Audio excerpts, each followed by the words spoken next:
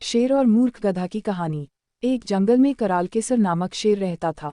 दूसरक नामक गीदड़ उसका सेवक था, जो उसकी सेवा टहल किया करता था और बदले में शेर द्वारा मारे गए शिकार का अंश भोजन के रूप में प्राप्त करता था। एक बार शेर का हाथी से सामना हो गया। दोनों अपने गर्व में चूर थे। बात बढ़ी और युद्ध तक पहुंच गई। दोनों में युद्ध हुआ, जिसमें हाथी शेर पर हावी रहा। उसने शेर को सूंड से पकड़कर उठाया और धरती पर पटक दिया। शेर के शरीर की कई हड्डियां टूट गई। शेर बुरी तरह चोटिल हो चुका था। ऐसे में शिकार पर जाना उसके लिए दुष्कर था। वह दिन भर एक स्थान बैठा रहता। शिकार न कर पाने के कारण वो और उसका सेवक गीदड़ दोनों भूखे मरने लगे।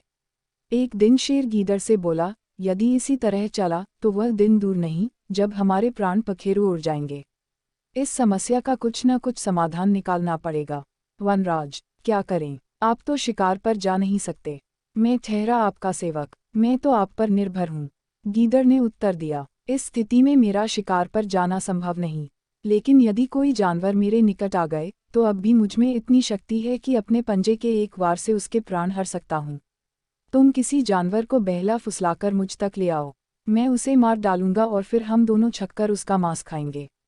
शेर बोला। गीदड़ को शेर की बात जंच गई और वह शिकार की खोज में निकल पड़ा। चलते चलते वह एक गांव में पहुंचा। वहां उसने एक खेत में लंबकर्ण नामक गधे को चरते हुए देखा। उसे देख वह सोचने लगा कि इस गधे को किसी तरह शेर के पास ले जाऊं तो कई दिनों के भोजन की व्यवस्था हो जाएगी।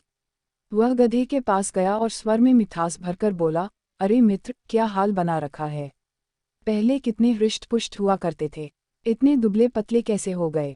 लगता है धोबी कुछ ज्यादा ही काम ले रहा है। गीदड़ ने गधे की दुखती रग पर हाथ रख दिया था। गधा दुखी स्वर में बोला, सही समझे मित्र, मैं बड़ा दुखी हूँ। धोबी मुझसे आवश्यकता से अधिक काम लेता है और कुछ गलती हो जाने पर खूब पीटता है। ऊपर से खाने को भी कुछ भी देता। इधर उधर चरकर कर किसी तरह मैं अपनी भूख शांत करता हूँ, इसलिए मेरा ऐसा हाल हो गया है। गीदड़ ने मौके की नज़ाकत समझ ली और कहने लगा, मैं तुम्हारा डक समझ सकता हूँ मित्र। वैसे तुम चाहो तो मैं तुम्हें एक ऐसे स्थान पर ले जा सकता हूँ जहाँ हरी घास का विशाल मैदान है। तुम वहाँ जी भरकर घास खा सकते हो। ये तो बहुत अच्छी बात कही मित्र, किंतु वहाँ जंगली जानवरों का भय होगा। प्राणों पर संकट आ गया तो मैं यहीं ठीक हूँ। जो भी प्राप्त हो रहा है कम से कम सुरक्षित तो हूँ। गधे ने अपनी शंका जताए, रे मित्र, क्या बात कर रहे हो? मेरे होते हुए तुम्हें किस बात का भय? वह पूरा क्षेत्र मेरे अधीन है, वहाँ कोई तुम्हें हानि नहीं पहुँचा सकता। तुम निर्भय होकर वहाँ के घास के मैदानों में चर सकते हो।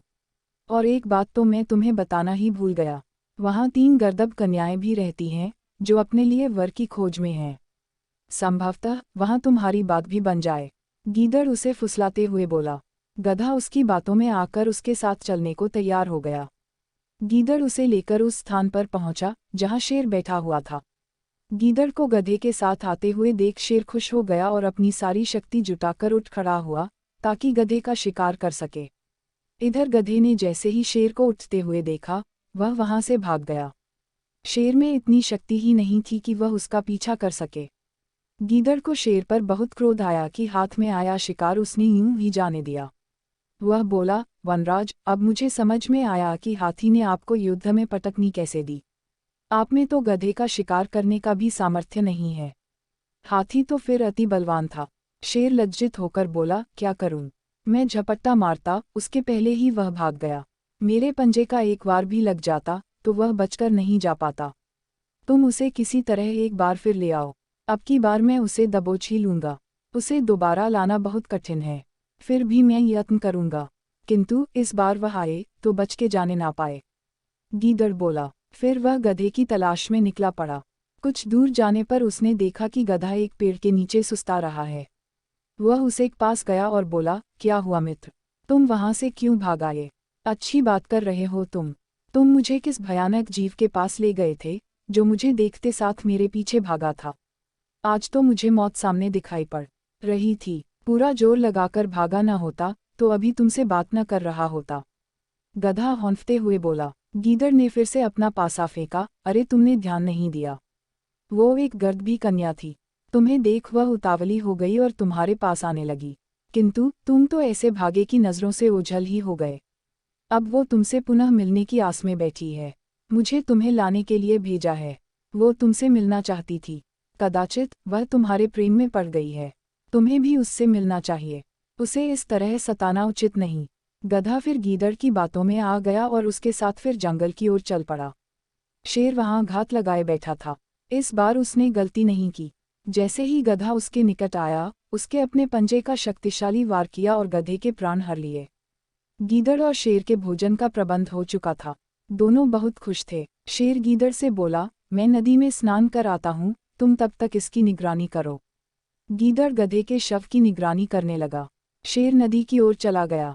उधर शेर स्नान करने में समय गाया रहा था और इधर गीदड़ भूख से व्याकुल हो रहा था।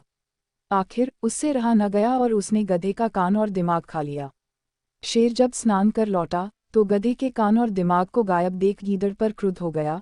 लोभी, मैंने तुझे निगरानी के लिए यहाँ छोड़ा था, किंतु तुझसे मेरी प्रतीक्षा भी नहीं हुई। तूने इसे जूठा कर दिया। अब क्या मैं तेरी जूठन खाऊं? गीदड़ बोला, वनराज, आप गलत ना समझें। इस गधे के कान और दिमाग तो थे ही नहीं।